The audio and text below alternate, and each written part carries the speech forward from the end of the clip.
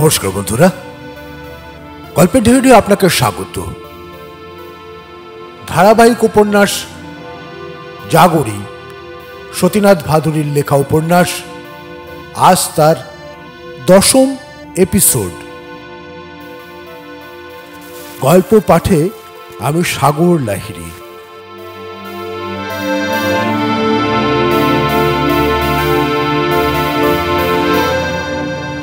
ধারাবাহিক উপন্যাস জাগরি, আজ তার 10ম এপিসোড।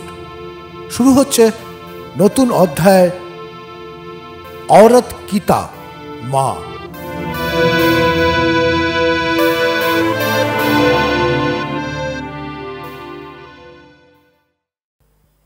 সরস্বতী চলে গেল, তাহলে দরজা বন্ধ হওয়ার সময় বুঝি এলো?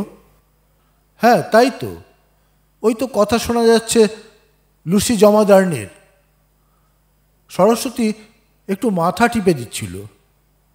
বেশ লাগছিল, ভারী নরম ওর আঙুলগুলো। দুই রগের ওপর চেপে ধরে, তারপর আস্তে আস্তে আঙুলগুলো নিয়ে আসে তুড়ুর ওপর দিয়ে নাকের ডগায়।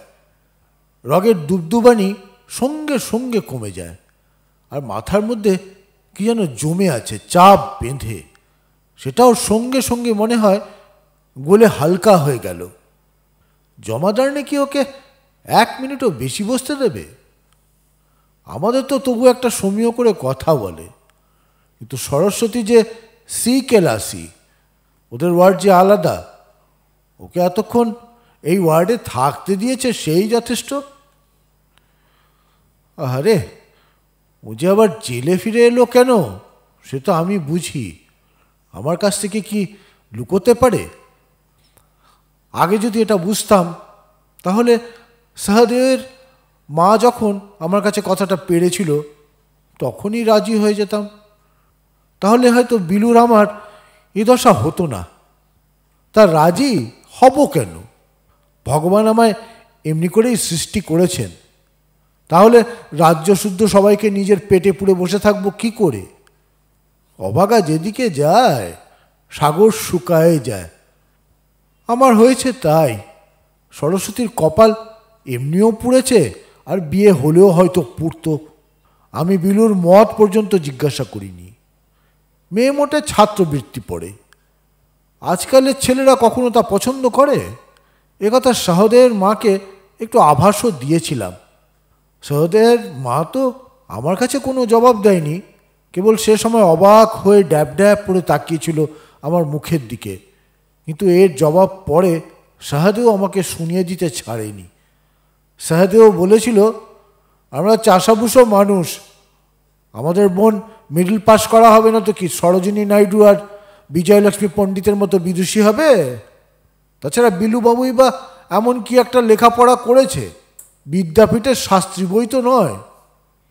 সহদেব মিটমিটে দেখতে, থাকে চুপচাপ গরুচোরের মতো, কিন্তু কথা যখন শোনায় তখন একেবারে বিধিয়ে বলে, আমার ছেলের বিয়ে আমি যেখানে ইচ্ছে দেব, যেখানে ইচ্ছে দেব না।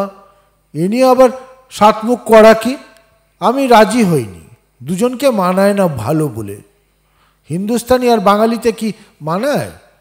যেখানকার যা সেখানকার তা। এক গাছের বাকল আরেক গাছে এঁটে দিলে তাকে কখনো জোড়া লাগে? আমি বলবো সরস্বতী, তো ওরা বলবে সরস্বতী। সরস্বতী কি শুক্তো রাঁধতে জানে? গোকুল পিঠের নাম শুনেছে? বিলু অড়হরের ডাল পছন্দ করে না, আর ওরা অড়হরের ডাল ছাড়া আর অন্য কোনো ডাল ভালোবাসে না। ওরা মুসুরির ডাল খায় কেবল যখন ছেলেপিলে হওয়ার পর মেয়েরা আতুরে থাকে তখন। একদিন বহুরিয়াজিকে ডাঁটা চচ্চড়ি রেঁধে দিয়েছিলাম। সে বলল, আমি ডাঁটা খেতে খুব পছন্দ করে। ডাঁটাগুলো মুখে দেয় আর চুষে চুষে ফেলে দেয়। চিবোতে হয় তা জানে না। আবার বাংলা বলার শখ কত। এরা কি একটা ভালো মিষ্টি তৈরি করতে জানে? জেলে দেখছি তো, আর ওদের দেশেই তো জীবনটা কাটিয়ে দিলাম। কিচ্ছু জানতে তো আর বাকি নেই। মিষ্টির মধ্যে ওই এক পুয়া, সব পূজা আচ্চায় ঝোলে ঝালে অম্বলে সর্বঘটে আছে। জলে একটু আটা গুলে নিয়ে তাতে একটু গুড় দিয়ে কোনো রকমে ভেজে ফেলতে পারলেই হয়ে গেল পুয়া। না আছে রসে ফেলা, না আছে কিছু, দুটো জিনিস মিলিয়ে তরকারি রাঁধো, না আটকে উঠবে। আর তারই সঙ্গে আমি আমার বিলুর বিয়ে দিতাম। এ তো আর একদিন দুদিনের কথা নয়। সারা জীবন রসুন আর গোলমরিচ খেয়ে কি আর বাঙালির ছেলে বাঁচতে পারে? তাহলেও ভারী ভালো লাগে আমার সরস্বতীকে। নিজের ছেলের বউ করতে চাইনি বলে যে ওকে দু চক্ষে দেখতে পারি না তা তো আর নয়। ওকে বলে ছোটবেলা থেকে দেখছি। কপিল দেবের সঙ্গে এসে কতবার কত দিন থেকে গিয়েছে আশ্রমে। বিলু নীলুর মতো সহদেব আর সরস্বতী তো আমার নিজের হাতে গড়ে তোলা বললেও হয়। কি বা বয়স! সেদিনও তো মেয়ে একরত্তি ছিল। আমার রান্নাঘরের বারান্দায় শিউলি ফুলের মোটা দিয়ে রাঙানো খদ্দরের বৃন্দাবনী শাড়ি পরে দুষ্টু মেয়েটি বাঁশ ধরে ঘুরপাক খাচ্ছে। কোথায় চুল, কোথায় খোপা, কোথায় আঁচল, বাই বাই করে ঘুরেই চলেছে। আমি বলি, থাম, এবার মাথা টাথা ঘুরে পড়ে যাবি, গা বমি বমি করবে। কে কার কথা শোনে? সরস্বতী কি স্কুল, ভেরি ব্যাড, টিচার কুল, এই পদ্য বলে চেঁচাতে চেঁচাতে বিলু এসে রান্নাঘরের বারান্দায় দাঁড়ালো। তবু কি মেয়ের ঘুরুনি থামে? ওই ঘুরতে ঘুরতে বিলুর পাল্টা কথার জবাব দেওয়া হলো। ম্যাও ম্যাও কু, বিল্লি ভাইয়া থ্যাংক ইউ। বিলু তার সঙ্গে সুর মিলিয়ে বলে, মুরগি ভাইয়া কি ঠ্যাং খাও। তখন মেয়ের ঘুরপাক থামে। মেয়ে হেসে তখন বারান্দার ওপর লুটোপুটি আর লুটোপুটি। খাসা গরম পিটন মেয়েটার। কাজ চালিয়ে নিতে পারত, কিন্তু বাঙালি গৃহস্থ বাড়ির মেয়ে এসে কি আর কংগ্রেস আশ্রমের সংসার চালাতে পারে? আশ্রম তো নয়, একটা হোটেল। মামলাবাজ লোকেরা সদরে মোকদ্দমা তদবিরে আসবে আর এসে উঠবে আশ্রমে। মিটিং তো লেগেই আছে, সময় নেই, অসময় নেই, রাত নেই, বিরাত নেই।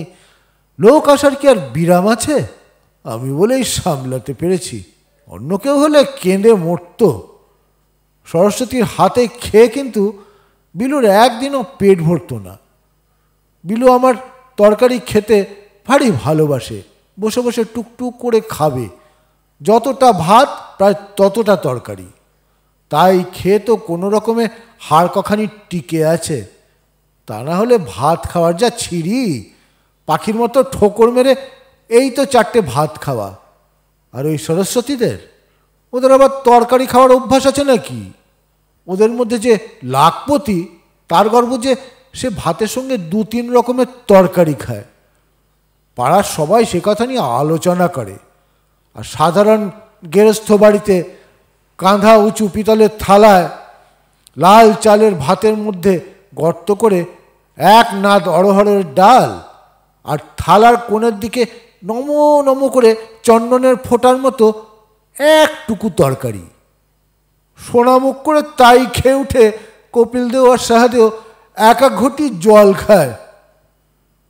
একে আমার পা নিয়ে আবার টানাটানি কেন? কে রে, মঞ্চানিয়া? পায়ে তেল লাগাতে কে বলেছে? নিশ্চয়ই বহুরিয়াজি।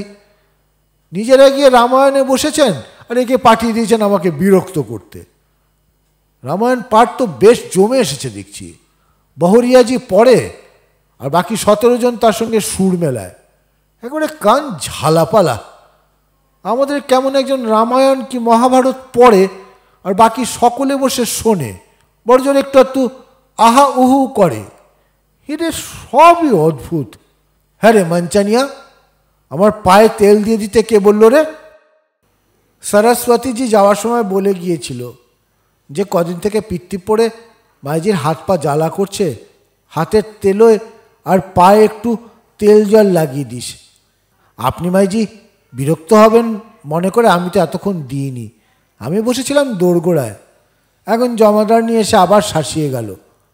বলে যে এখন থেকেই ঘুমানোর ব্যবস্থা হচ্ছে। মাইজির সেবার জন্য তোমার আর গলকাট্টির ডিউটি পড়েছে। এখনই এসে দোরগোড়ায় বসলে কি অর্ধেক রাত তুমি জাগবে আর বাকি অর্ধেক জাগবে গলকাট্টি? এই বলে সে তো ফরফরিয়ে চলে গেল। সরকার জেলে পুড়েছে, এখানে যা বলো তাই করব। অনেক পাপ করেছি, নাহলে কি আর বামুনের মেয়ে হয়ে অন্য লোকের পা টেপার কাজ করতে হয়? আবার ওদের হুকুম মতো তোমার পা টিপতে এলাম তো আবার তুমি মাইজি নারাজ। বছর 30 বয়স হবে মঞ্চানিয়ার। সে সি ক্লাস সাধারণ কয়েদি, বেশ সুশ্রী চেহারা, ব্রাহ্মণের ঘরের বাল বিধবা। কিছুদিন আগে একটি ছেলে হয়। সদ্য জন্মানো ছেলেটির মৃতদেহ পাওয়া যায় বাঁশঝাড়ের মধ্যে একটি হাঁড়িতে। ছেলেটির গলায় আঙুলের দাগ। আহা, ননির মতো নরম গলায় রক্ত জমে নীল হয়ে গিয়েছে। এই তো একরত্তি রক্তের দলা। তাইতে এই মঞ্চানিয়ার সাজা হয়েছে 10 বছর, আর মঞ্চানিয়ার মার 2 বছর। বেশ হয়েছে, খুব হয়েছে।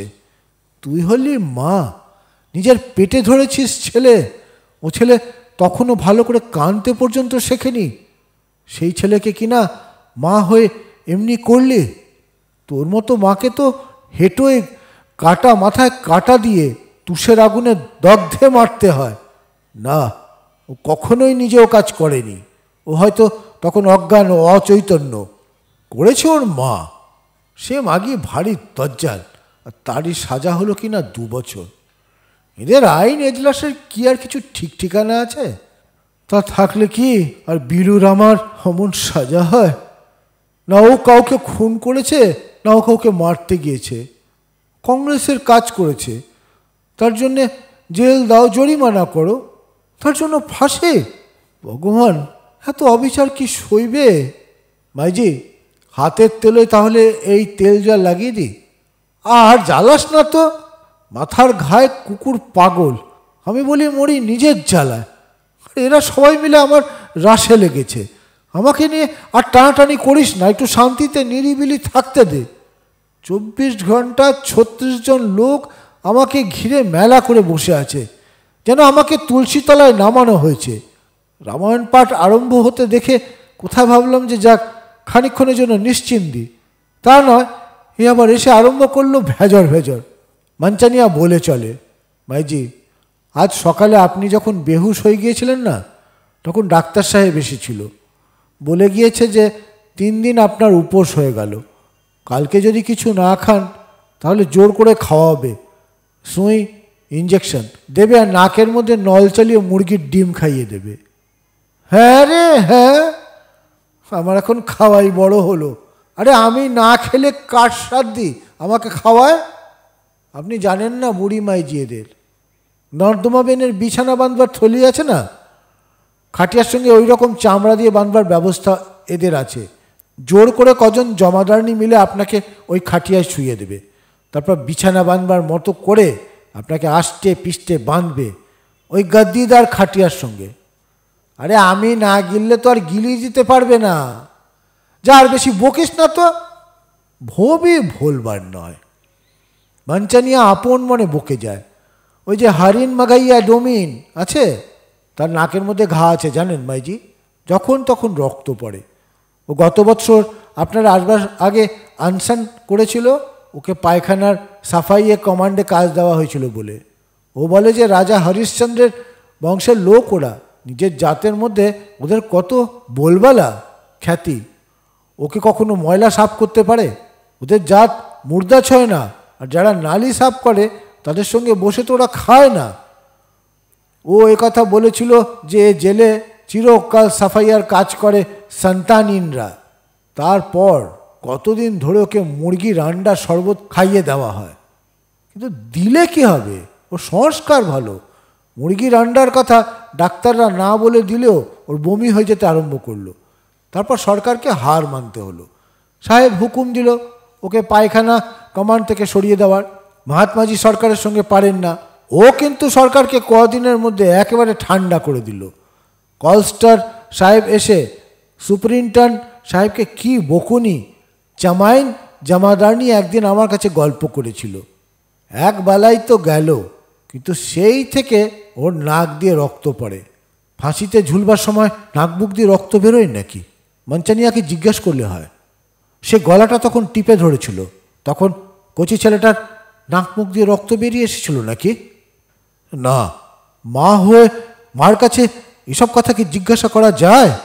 ও যদি নিজের হাতে এ পাপ কাজ করে থাকে, তাহলে কি সে সময় সেই কচি মুখটার দিকে তাকাতে পেরেছে? দুর্গার সেই ছোট ছেলেটার কি হলো? আমারই কোলের মধ্যে তার সব শেষ হয়ে গেল। জ্বরে ভুগে ভুগে তার চেহারা হয়ে গিয়েছিল হাড় ঝিলঝিলে, পেট ডিগডিগে। হঠাৎ দুর্গার মা ডেকে পাঠালো। আমি তরকারির কড়া নামিয়ে রেখে ছুটলাম তাদের বাড়ি। দুর্গার মা আবার যা আটাশে, সব তাতেই ভয় মরে। চেঁচিয়ে মেচিয়ে কেঁদে কেটে পাড়া শুদ্ধ সরগরম করে তুলেছে। কিন্তু যে ক্ষুদে ছেলেটার তখন ভগবানের ডাক পড়েছে, তার কাছে দুদণ্ড নিশ্চিন্দি হয়ে বস, তা না, বলে সে আমি পারি না দিদি, আমার বড্ড ভয় করে। গিয়ে দেখি দুর্গা ভয় আড়ষ্ট হয়ে পাশে বসে রয়েছে ছেলেটার। সেটার তখন তখন অবস্থা। গিয়ে ছেলেটাকে কোলে নিয়ে বসলাম। গলার মধ্যে ঘর ঘর শব্দ হচ্ছে, চোখের মনির সাদাটা দেখা যাচ্ছে। প্রাণপণে বাছা নিঃশ্বাস নেওয়ার চেষ্টা করছে। কষ্টে মুখ হাত পা নীল হয়ে গিয়েছে। অতটুকু ছেলেটার বাঁচবার কি চেষ্টা! তারপর আমার কোলের মধ্যেই তার সব চেষ্টা শেষ হয়ে গেল। ওষুধ তো দূরের কথা, এক ফোঁটা জলও তার গলা দিয়ে নামল না। কিন্তু সবচাইতে আশ্চর্য যে শেষকালটায় নাক মুখ দিয়ে রক্ত পড়ে আমার কাপড় চোপড় একেবারে ভেসে গেল। অমন আর কখনো দেখিনি। দুর্গার মা তখন কেঁদে কেটে বাড়ি মাথায় করছে। দুর্গা কাঠ হয়ে বসে আছে, আর তাকে টেপির মা খুঁটিয়ে খুঁটিয়ে জিজ্ঞাসা করছে, হ্যাঁ রে দুর্গা, খোকা সকালবেলা পেঁপে আর তালমিছিটুকু খেয়েছিল তো? বিলু যখন হয় তখন দিব্যি মোটাসোটা ছিল। এত বড় কোলজোড়া ছেলে। আতুরে হেড পণ্ডিতজির স্ত্রী দেখতে এসেছেন। রুক্মিণী দাই এক ধাবড়া কাজল ছেলের গায়ে লাগিয়ে দিল। সে বলে যে, তুমি জানো না এই পণ্ডিতাইনদের, এরা ডাইনির বাড়া। এদের বিষের নজর যেদিকে পড়ে একেবারে জ্বলে পুড়ে খাক হয়ে যায়। গালে কালি না লাগালে ছেলে দেখবে দিনে দিনে শুকিয়ে দড়ি হয়ে উঠবে। বুড়ি দাই আমাকে তখন 24 ঘন্টা শাসনে রাখে। এটা করো না, ওটা করো না, উঠতে বসতে আমাকে সাবধান করে। আচ্ছা বাবা, যা বলো তাই। বিলু হয়েছিল বিজয়া দশমীর দিন। হেড পণ্ডিতজির স্ত্রী এলেন পুজোর ছুটির পর। তিনি আগে দেশেই থাকতেন। সেইবার হেড পণ্ডিতজি প্রথম পরিবার নিয়ে এলেন। পণ্ডিতজির স্ত্রী বিশ্বাসই করবে না যে বিলুর বয়স তখন 20 দিন। বিলুর কোঁদা কোঁদা হাত পার দিকে তাকায়, আর রুক্মিণী গজগজ করতে করতে কাঁথা দিয়ে ঢেকে দেয়। তারপর বিলুটার শরীর ভেঙে গেল সেবার, ডবল নিউমোনিয়া হওয়ার পর থেকে। তখন তার বয়স হবে 2.5 বছর। ঠাকুর তখন শয্যাগত, পায়ের দিকটা আস্তে আস্তে তার অবশ হয়ে আসছে। তখনই বিলুর অসুখ করল। কার্তিকে 2 বছর, অঘ্রাণ, পৌষ, মাঘ, ফাল্গুন, চৈত, 2 বছর 5 মাস। বিলুর বয়স তখন 2 বছর 5 মাস। অত ছাই মাস দিনের হিসেব আমার মনেও থাকে না, তার কথাও নেই। থাকতো টেপির মা, তাহলে আমার হিসেব নিশ্চয়ই দিত ভুল বের করে।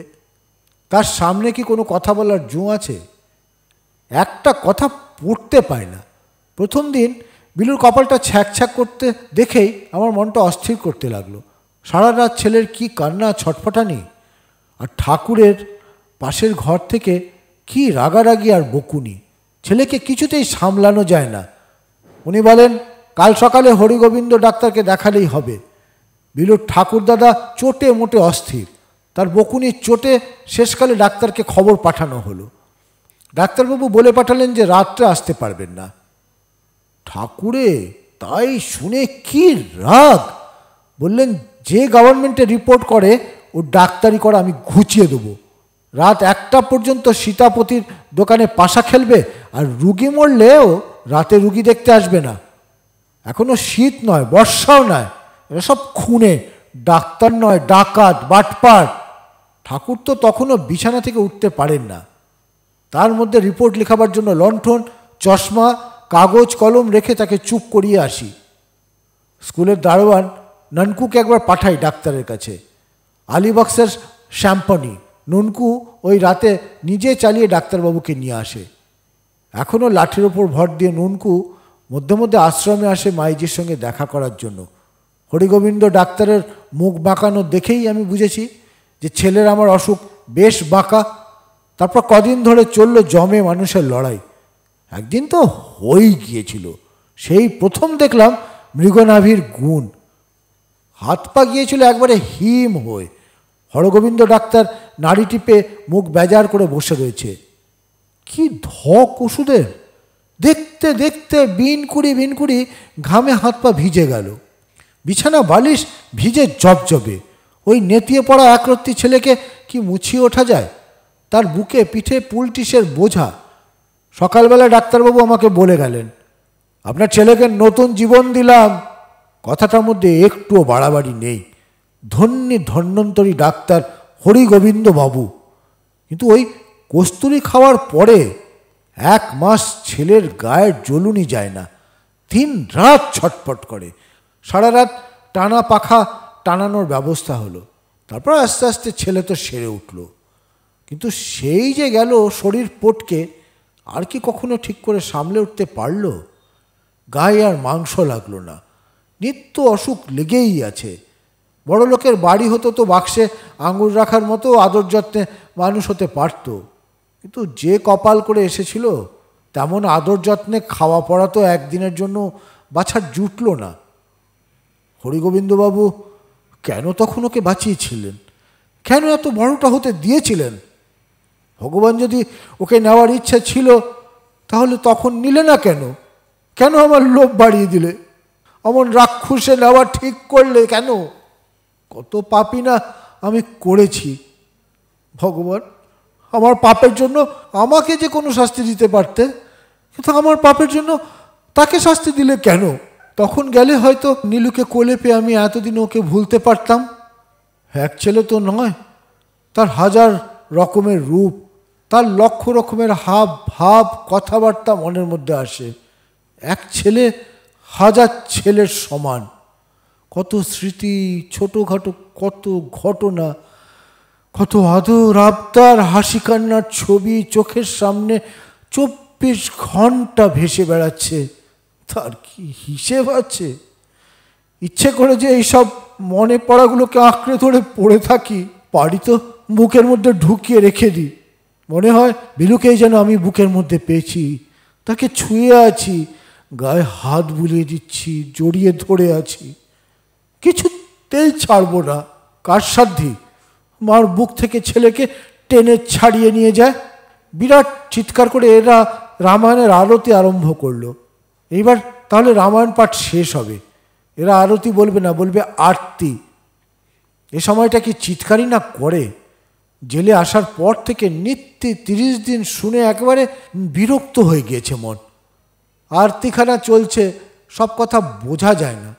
आरत श्री राम नारायण आ जी की कीर्ति कलित ललित आ सियापी की गावत आ ब्रह्मादिक मुनि नारद आ वाल्मीकि विज्ञान विशारद आ सुका संकादि शेषु अरु सारद वर्णि पवन सूता कीर्तनी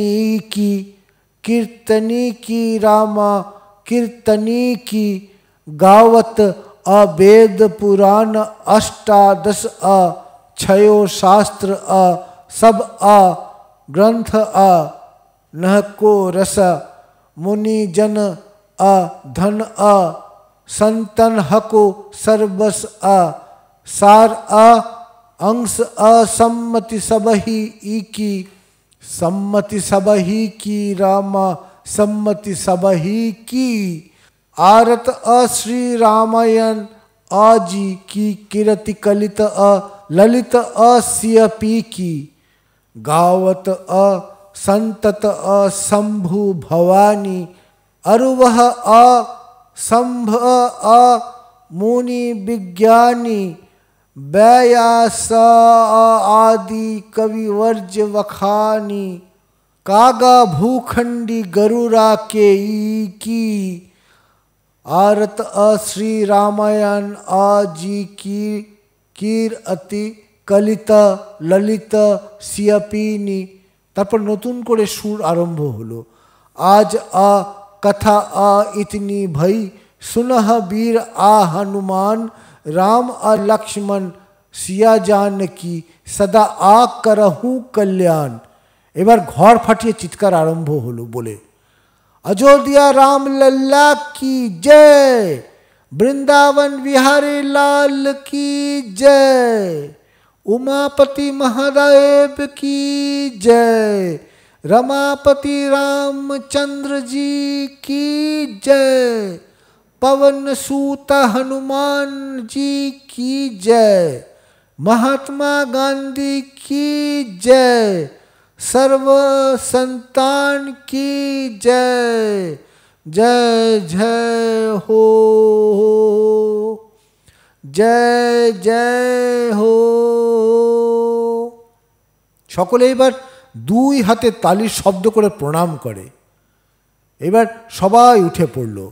लुसी जमादारनी, चामाइन जमादारनी सबाई जेखाने रामायण पाठ हय तार बाइरे बारान्दाय दोतलार काछे हाथ जोड़ करे बसे थाके। लुसी साँवताल ख्रिस्टान, किन्तु भगवानेर नामेर आबार जात विचार आछे नाकि। खूब भक्ति तार।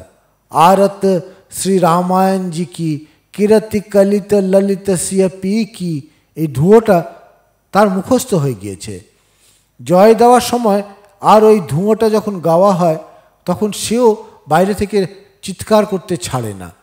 গলা হচ্ছে গরুড়জির, তার আসল নাম সন্ধ্যা দেবী। রামায়ণের সময় তার গলা আর সকলের গলা স্বরকে ছাপিয়ে ওঠে।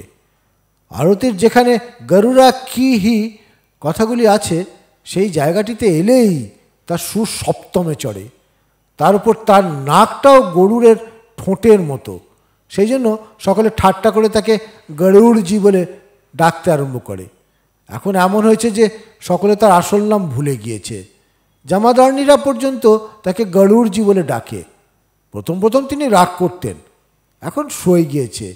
সেই একদিন লুসি জমাদারনি কাপড়া গোদাম থেকে গরুড়জির নামে শাড়ি নিয়ে এসেছিল। সেদিন কি কাণ্ড! যে খাতায় জেলের জিনিসপত্র পাওয়ার পর দস্তখত করতে হয় সে খাতা খুলেই দেখে লেখা গরুড়জি, একখানা শাড়ি। আর যাবে কোথায়? ভদ্রমহিলা কেঁদে কেটে খাওয়া দাওয়া ছেড়ে বসে থাকলেন। জামাদারনি তাকে অপমান করেছে এই বলে জেলা সাহেবকে চিঠি লিখে পাঠালেন। আরও লিখেছিলেন যে লুসি অন্য মেয়ে কয়েদিদের কাছে বিড়ি আর খৈনি বেচে। লুসি তো অপ্রস্তুতের এক শেষ। জেলার সাহেব এসে লুসিকে ক্ষমা চাওয়ালেন গরুড়জির কাছে। তারপর তার রাগ পড়ল, কিন্তু তার নাম আর বদলালো না। বিলু ছোটবেলায় আমাদের কত রামায়ণ মহাভারত পড়ে শুনিয়েছে। মর্নিং স্কুলের সময় আর গরমের ছুটির সময় দুপুর রোদে পুড়তে পুড়তে টেপির মা, দুর্গার মা আর জিতেনের মা দিদি আসতেন আশ্রমে বিলুর রামায়ণ মহাভারত শোনার জন্য। বিলুর রামায়ণ পড়তে ভালো লাগতো না, ও চায় মহাভারত পড়তে। কিন্তু জিতেনের মা দিদি এসেই আরম্ভ করবে, ওরে বারিন্দিরের বেটা, তোকে বলেছি না আমরা পুণ্যবান না, আমরা কাশিরাম দাস শুনতে চাই না, নিয়ে আয় রামায়ণখানা। রামায়ণ হলো এক জিনিস আর এ হলো এক জিনিস। বিলু বলে, থামো না জেঠাইমা, এইখানটা একটু শেষ করে নিয়ে। মাথা আর শরীর দুলিয়ে দুলিয়ে বিলু পড়ে চলে, কাঁদে যজ্ঞ সেইনি তিতি লবণী নয়নের অনির অঝরে। বিলুর চোখে জল এসে গিয়েছে। যখনই এখানটা পড়বে তখনই ওর চোখে জল আসবে। আর অমনি টেপির মা বলবে, আহা, বিজয়া দশমীতে জন্মেছিল কি না, তাই হয়েছে ওর বর্ষার ধাত। সত্যি পড়তে পড়তে কত জায়গায় যে ওর চোখে জল আসতো তার ঠিক নেই। আমরা বুড়ো মাগি, ছেলের মা, ষষ্ঠী মঙ্গলবার করি, ধর্মকর্মের বই পড়ে কোথায় আমাদের চোখের জলে বুক ভেসে যাওয়ার কথা, তা না এ পোড়া চোখে কি জল আসতো? বিলু লুকিয়ে অন্যদিকে মুখ ফিরিয়ে চোখের জল মুছে ফেলবার চেষ্টা করত। নীলু খানিক দূরে উবুড় হয়ে শুয়ে সব দেখত আর চেঁচিয়ে উঠত, মা, দাদা, দাদা, মা, দেখো দাদা কি করছে। জিতেনের মা দিদি তাকে তাড়া দিয়ে থামিয়ে দেন, বলেন, ঘরের কোণের ভাঙা হাঁড়ি, বলে, আমি সব জানি, আপনি থামুন তো। কিন্তু নীলুকে থামানো যায়? সে হেসে চিৎকার করে বাড়ি মাথায় করে। মহাভারতখানা ননকু বাঁধিয়ে এনে দিয়েছিল স্কুলের দপ্তরির কাছ থেকে। তার প্রথম পাতায় বিলুর হাতে লেখা 2 লাইন, খোদি মালিক, মা, বকলম বিলু। যত মেলেচ্ছ পণ্ডিতি ফলানো হয়েছিল মহাভারতখানার উপর। দুর্গার মা বলতো, এবার বিলুর একটা টিকি রেখে দাও, মহাভারত পড়ার সময় বেশ টিকিটা নাচবে। ওরে সংক্রান্তি বামুন, খুব দুলে দুলে পড়িস, বুঝলি। লজ্জায় বিলু তাদের মুখের দিকে তাকাতে পারে না। নীলু এদিকে চেঁচাতে আরম্ভ করেছে, টিকি ধরে মারবো টান, উড়ে যাবি বর্ধমান। জিতেনের মা দিদিও বলে, হ্যাঁ ভাই, এবার বিলুর পৈতেটা দিয়ে ফেলো। হ্যাঁ, বিলুর এত ঠাকুর দেবতার ভক্তি হঠাৎ যেন বড় হওয়ার সঙ্গে সঙ্গে কর্পূরের মতো উড়ে গেল। বিলুর তাই, নীলুরও তাই। কিছুদিন এমন হলো যে পৈতে না হলে জীবনটাই যেন বৃথা হয়ে যাচ্ছে। সময়ে অসময়ে বিলু সেই কথাটা পারে আর বলে, তোমাদের পৈতে না দেওয়ার মতলব। পৈতে তো 9 বছর বয়সেই হয়ে যাওয়া উচিত ছিল। এবছরে একটা মাত্র তো দিন আছে। পৈতের পরেও দেখেছি নিয়মিত সন্ধ্যা, গায়ত্রী, পূজা, একাদশী। কতদিন পর্যন্ত খাওয়ার সময় কথা বলতো না, বাজারের খাবার খেত না, কোথাও ভোজে ভাজে খেতে যেত না। কত নিষ্ঠা, কত বিচার আচার। ছোটবেলা থেকেই ওর পুজো আচ্চায় ঝোঁক। কত শ্লোক স্তোত্তর ওর মুখস্থ ছিল। 4 বছর বয়সের সময় শ্রীকৃষ্ণের 78 শতনাম আর দেবী সুরেশ্বরী, ভগবতী, গঙ্গে ঘড়ঘড় করে বলে যেতে পারত। এই তো বড় হয়েও। পৈতের আগের বছর আমি রয়েছি রান্নাঘরে, ওরা 2 ভাই শোবার ঘরে বিছানা চটকাচ্ছে আর 5 বালিশ নিয়ে দুর্যোধনের উড়ু ভঙ্গ করছে। এর মধ্যে হঠাৎ বিলুর চিৎকার শুনলাম, মা, শিগগিরি এসো। কি আবার হলো? হাত পা ভাঙলো নাকি? সাপ বিছে নয় তো? বুক ঢিপঢিপ করে মরি। উনুনের তরকারির উনুনেই থাকলো, পড়ি কি মরি। গিয়ে দেখি নীলু স্থির হয়ে বিছানার উপর বসে রয়েছে।